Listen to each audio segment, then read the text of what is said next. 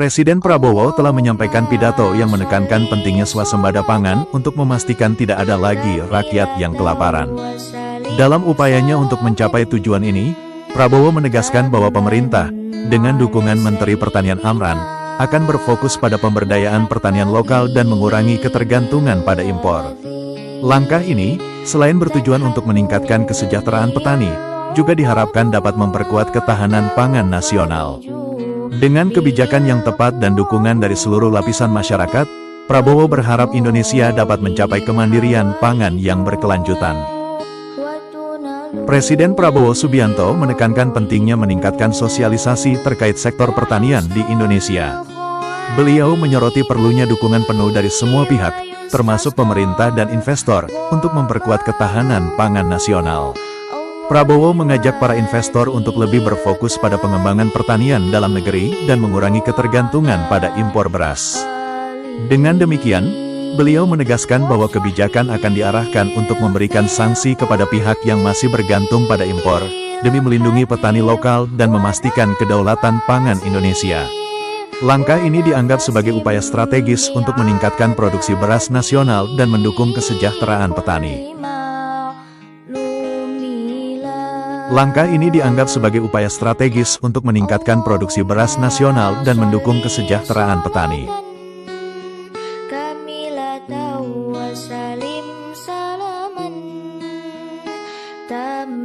Presiden Prabowo telah meresmikan inisiatif digitalisasi untuk sekolah-sekolah mulai dari tingkat SD hingga SMA.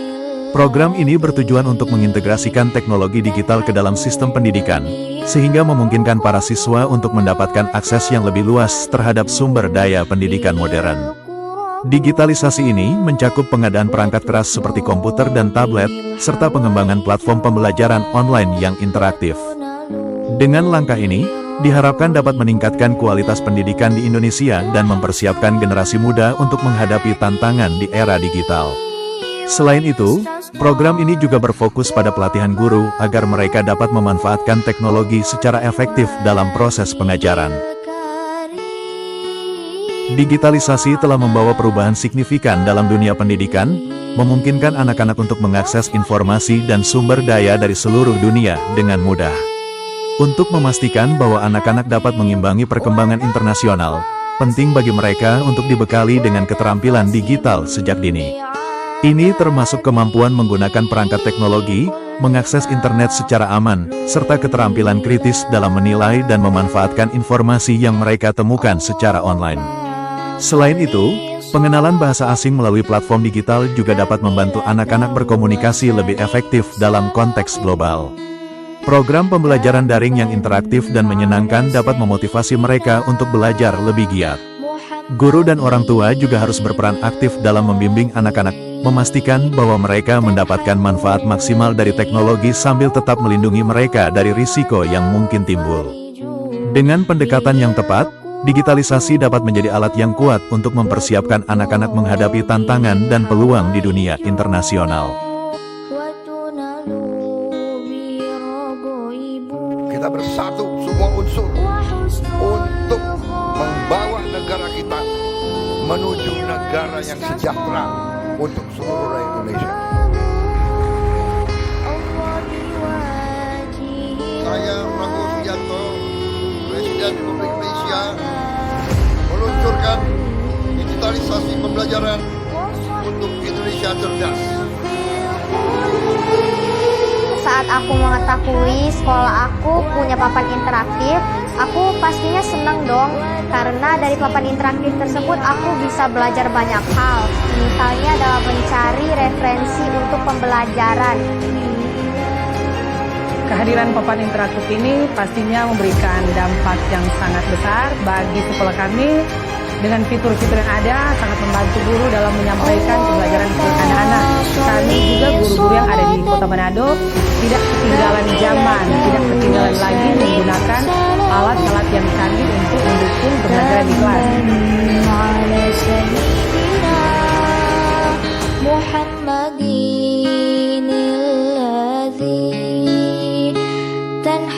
Jangan ganggu Menteri Keuangan terus, karena Menteri Keuangan itu bertanggung jawab pada saya. Waktu saya Menteri Pertahanan, selalu saya dibatasi oleh Menteri Keuangan.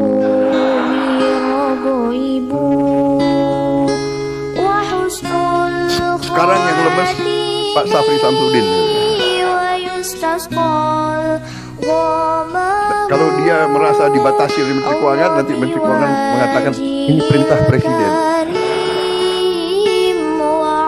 Setelah saya jadi Presiden, saya harus mikir, ya kan? Pertahanan sangat penting, tapi anak-anaknya harus makan, ya kan? Guru-guru gajinya harus diperbaiki.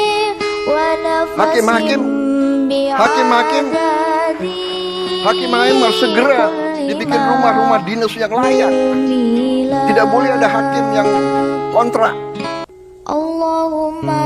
Dalam salah satu pertemuan, Presiden Prabowo Subianto menekankan pentingnya pembagian tanggung jawab dalam pemerintahan.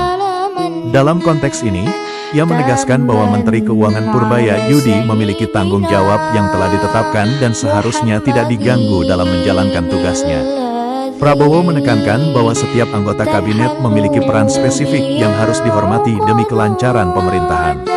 Pernyataan ini mencerminkan komitmen Prabowo terhadap tata kelola pemerintahan yang efektif, di mana setiap menteri diberi kepercayaan penuh untuk mengelola bidangnya masing-masing tanpa campur tangan yang tidak perlu dari pihak lain. Hal ini juga menunjukkan dukungannya terhadap profesionalisme dan otonomi dalam pengambilan keputusan di tingkat kementerian. Prabowo Subianto, sebagai Presiden Republik Indonesia, menegaskan komitmennya untuk melindungi kabinetnya, terutama Menteri Keuangan dan Menteri Pertanian. Dalam pernyataannya, ia menyoroti betapa pentingnya memiliki tim yang dapat dipercaya dan bekerja dengan integritas tinggi. Ia menyatakan bahwa kedua menteri tersebut akan dijaga 24 jam non-stop, menunjukkan betapa seriusnya ia dalam menjaga stabilitas dan kejujuran dalam pemerintahan. Prabowo mengakui tantangan dalam menemukan orang yang jujur dan tulus di negeri ini, sehingga ia bertekad memastikan para menteri ini dapat bekerja tanpa gangguan atau intervensi yang tidak diinginkan. Ini mencerminkan visi Prabowo untuk menciptakan pemerintahan yang transparan dan efisien demi kebaikan rakyat Indonesia. Allahumma sholli sholatan kamilatan wa salim salaman tamman ala sayyidina